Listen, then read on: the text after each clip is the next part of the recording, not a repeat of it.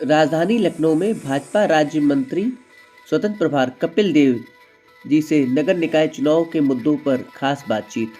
High court की निर्णय के बाद निर्वाचन आयोग ने अपना काम शुरू कर दिया है।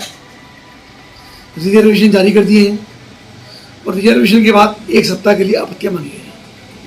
यानी एक सप्ताह बाद स्थिति भी क्लियर हो जाएगी। कहीं इक्का दुक्का का परिवर्तन होते हैं, लेकिन भारतीय जनता पार्टी, हमारे कार्यकर्ता, हमारी सरकार और सब लोग पूरे मनोयोग से लंबे समय से चुनाव की तैयारी कर रहे हैं। क्योंकि हमारे लिए कोई चुनाव छोटा नहीं है।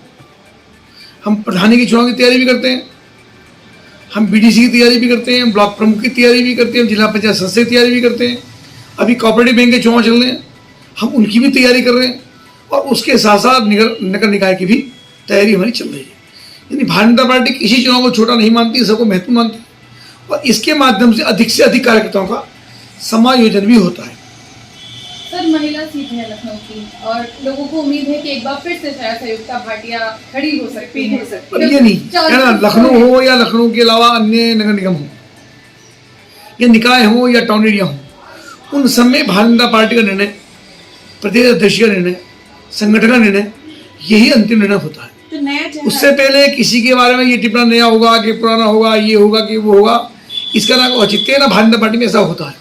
किसी को अंदाजा नहीं होता, केवल एक ही अंदाजा होता है कि भारतीय जनता पार्टी का कमल का फूल वही हमारा प्रत्याशी है, वही हमारा चुनाव चिन्ह है और अधिकांश लोग उसी पर वोट करते हैं। एक मैं महत्वपूर्ण बात आपसे कहना चाहूँगा कि प्रत्याशी का महत्व भी होता है। इसे प्रत्याशी को चयन करने में पार्टी मशक्कत भी करती है, समीक्षा भी करती है, पूछताछ भी करती है, लेकिन अधिकांश रूप से भारतीय जनता पार्टी चयन होती है। आदरणीय प्रधानमंत्री नरेंद्र मोदी जितना काम कर रहे हैं, मुख्यमंत्री योगी आदित्यनाथ जी जितना काम कर रहे हैं और नीचे भी स्थानीय स्तर पर भी हमारी सरकार होगी, हमारे लोग होंगे, हमारे पदाधिकारी होंगे, हमारे मेयर और पालिकाओं के अध्यक्ष होंगे, तो काम तेजी से पॉजिटिविटी के साथ होगा। जब कोई बीच में कोई दूसरा प्रत्याशी यानी दूसरी पार्टी का व्यक्ति आ जाता है तो गाड़ी तो चलेगी, लेकिन गाड़ी ऐसी ही चलेगी जैसे साइकिल में या किसी ट्रक में स्कूटर का पहिया लगा दो, तो बिल्कुल वैसी स्थिति उसकी हो जाती है। तो मैं आपके माध्यम से ये भी कहना चाहूँ कि भारतीय जनता पार्टी के प्रत्याशियों को ही अधिक से अधिक समर्थन दे, वोट करें। उसकी वजह ये हुई, तीनों लोग हमारे सांसद, हमारे विधायक या महामंत्री और नगर पालिका के अध्यक्ष या निकाय के अध्यक्ष या मेयर एक मानसिकता क्यों हो, तो काम बहुत तेजी से होगा, पॉजिटिव सरकार की योजना जल्दी लागू होंगी। अन्यथा क्या होता है, इसका उदाहरण हमारे पास उत्तर प्रदेश की सरकार है, जो 2014 में माननीय प्रधानमंत्री के रूप में नरेंद्र मोदी को जनता ने चुना और उत्तर प्रदेश के अंदर श्री अखिलेश यादव यहाँ के मुख्यमंत्री थे। तो जो केंद्र सरकार की योजनाएं आई उनको यहाँ पे लागू नहीं हुआ। जो किसानों के लिए, व्यापारियों के लिए, उद्यमियों के लिए, गरीबों के मकान के लिए, शौचालयों के लिए जो योजनाएं आती थी उनका इम्प्लीमेंट धरातल पर नहीं होता था। उनको लगता था कि अगर ऐसा हुआ तो भारतीय जनता पार्टी से ले जाएगी और 2019 में भारतीय जनता पार्टी सरकार बन जाएगी। लेकिन ईश्वर ने फिर वही किया, चूँकि मोदी जी को सबने जाना समझा और लोग भारतीय जनता पार्टी को वोट दिया और हमारी सरकार बनी। अभी भी जो हमारे प्रत्याशी नहीं जीत करके आएंगे तो निश्चित रूप से कहीं ना कहीं उसमें अड़ंगेबाजी होगी और लोग व्यवधान करते हैं और उसका नुकसान क्षेत्र की जनता को होता है। तो क्षेत्र की जनता जाति के आधार पर वोट देती है, धर्म के आधार पर वोट देती है और बाद में पछताती है।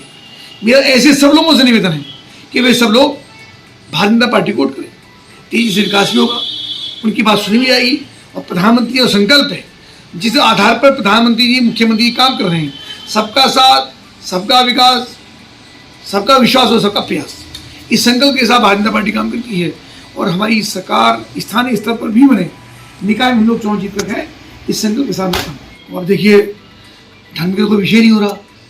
सब जानते हैं कि अभी इसकी चर्चा में कि सबका साथ, सबका विकास, सबका प्रयास और सबका विश्वास।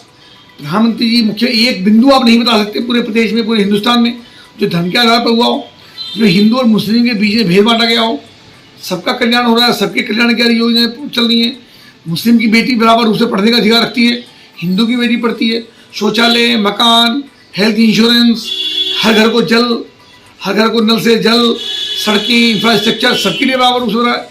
शिक्षा का अधिकार सबके पास है और इतनी बड़ी इन्वेस्टर समिट हमारी हुई है जिसमें लगभग 1 करोड़ युवाओं को रोजगार मिलने का काम होगा। इतनी बड़ी इंडस्ट्री आई है।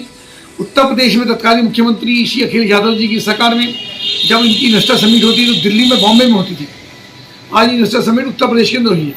इतने बड़े इन्वेस्टर्स यहाँ पर आए हैं, ये सब रोजगार यहाँ पर आएंगे तो रोजगार के अवसर हमारे ही युवाओं को मिलेंगे, हमारी ही बेटियों को मिलेंगे।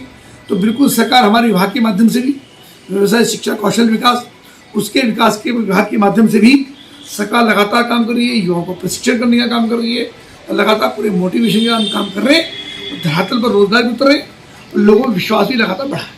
सर, आज अखिलेश यादव रायबरेली में हैं, काशीराम जी की प्रतिमा का अनावरण करेंगे, कर दिया होगा इस वक्त। क्या कहना है आपको इस पर, जिस तरीके से अखिलेश यादव इस वक्त अपनी सत्ता की जो, अब आदरणीय मायावती जी तत्कालीन मुख्यमंत्री नहीं है, उन्हीं की टिप्पणियाँ सुनी है। उन्होंने कहा कि गेस्ट हाउस कांड नहीं हुआ होता तो आज कहीं स्थितियाँ और होती। तो ये समाजवादी पार्टी के लोग महिलाओं को सम्मान तो करना जानते नहीं। अब उनको ऐसे समय में काशीराम जी की याद आई जब उनकी धरातल सर गया, जब सारा जीवन सर गई है, कोई भरोसा नहीं कर रहा है, और उनको काशीराम जी याद आई है। काशीराम जी का सम्मान करके मायावती जी को सम्मान दिया होता तो आज ये स्थिति नहीं होती। तो निश्चित रूप से काशीराम जी की महिमा मंडित करने में कुछ नहीं होगा। काशीराम जी का नाम बहुत सम्मानित नाम रहा है, और उनकी सद्भावनाएं हमेशा देश के साथ रही है, समाज के साथ रही है, और उस देश और समाज का नेतृत्व आज मुख्यमंत्री आदरणीय योगी आदित्यनाथ जी कर रहे हैं। तो हमको लगता है काशीराम जी, उनकी जो पुण्याई है, जो उन्होंने पुण्यकर्म किए, समाज के लिए कल्याणकारी काम किए, उनको आदरणीय मोदी जी, योगी जी उनको बढ़ाने का काम कर रहे हैं। और उसके कारण से वो दलित समाज जिसका नेतृत्व आदरणीय काशीराम जी करते थे, तो वो सब चीज आज भारतीय जनता पार्टी के साथ। एक नाम वाले सब राहुल गांधी, उस पर कुछ तो कहना बोलिए। है? आज आज संदीप पात्रा जी का भी यही बयान सामने आया कि वो वहाँ पर पेश ही नहीं करेंगे, हुड़दंग होगा, हुड़दंगी एकदम करेंगे से कांग्रेस सत्य वाले। लेकिन राहुल जी पर टिप्पणी करने का कुछ बचा नहीं है, उनकी सदस्यता खत्म हुई है। जब कोर्ट ने उनको कहा कि क्षमा मांगे, क्षमा नहीं मांगू, मैंने कोई गलती नहीं की, गलती नहीं की है तो कोर्ट ने उनको सजा दी तो सदस्यता चली गई। अब वो क्षमा तब तो मांगी नहीं, जब काम निपट रहा था उनको मतलब क्षमा याद मिलती, सदस्यता भी उनकी बरकरार रहती, लीडरशिप भी बरकरार रहती।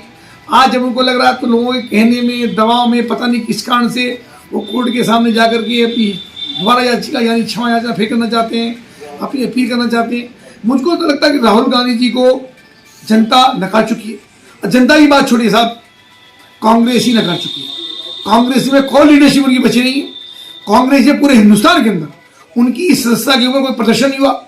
वायनाड के अंदर जहाँ जो सांसद बनकर के आए, वहाँ पे किसी का प्रदर्शन, कोई ज्ञापन, कोई हुड़दंग, कोई जनता के द्वारा मांग, लोकतांत्रिक तरीके से अपनी बात कहने का सबको अधिकार है। वहाँ की जनता भी सड़कों पर नहीं आई। और इवन यहाँ के सांसदों ने, जो कांग्रेस के सांसद हैं, जिनको राहुल गांधी ने राज्यसभा दी, जिनको राहुल गांधी जी ने एमएलए और एमपी बनाया, जब उस समय मंत्री बनाया, जो उनकी सरकार थी, या दूसरे प्रदेशों में मंत्री बनाया या मुख्यमंत्री बनाया, आज उनमें किसी का बयान उनके पक्ष में नहीं है। उसकी वजह यह है कि जब वो बोलना शुरू करते हैं तो उनको पता ही नहीं क्या बोलते। जब सावरकर जी के ऊपर बोला तो कितने खराब, सावरकर किसी पार्टी के थे क्या? तब तो भारतीय जनता पार्टी नहीं थी जो सावरकर तो, तब तो जनसंघ भी नहीं था, यानी राष्ट्रीय स्वयंसेवक संघ भी नहीं था। तो राष्ट्रीय स्वयंसेवक नहीं था उस समय, और भारतीय जनता पार्टी में नहीं थे, तो सावरकर के ऊपर जिस व्यक्ति ने देश के लिए बलिदान किया, देश के लिए जेल में रहे, देश को केवल हिंदुस्तान के इतिहास में एक व्यक्ति है जिनको 2 जन्म का कारावास हुआ। काला पानी उनको भेजा गया अंडमान निकोबार के अंदर, जहाँ से व्यक्ति वापस नहीं आ सकता था। 4x5 की काल कोठरी के अंदर उनको रखा गया। इतनी आता है उनको सही, उनके ऊपर वो टिप्पणी करते हुए सावरकर नहीं हूँ, यानी अपनी तुलना सावरकर से करके उन्होंने सावरकर को तो अपमानित किया ही है। उन्होंने देश के उन सब नौजवानों से जो देश के प्रति किसी भी रूप में श्रद्धा रखते हैं, मातृभूमि से प्यार करते हैं, ऐसे सब लोगों का उन्होंने अपमान करने लगा। इसलिए राहुल गांधी को किसी रूप से बख्शा नहीं जा सकता।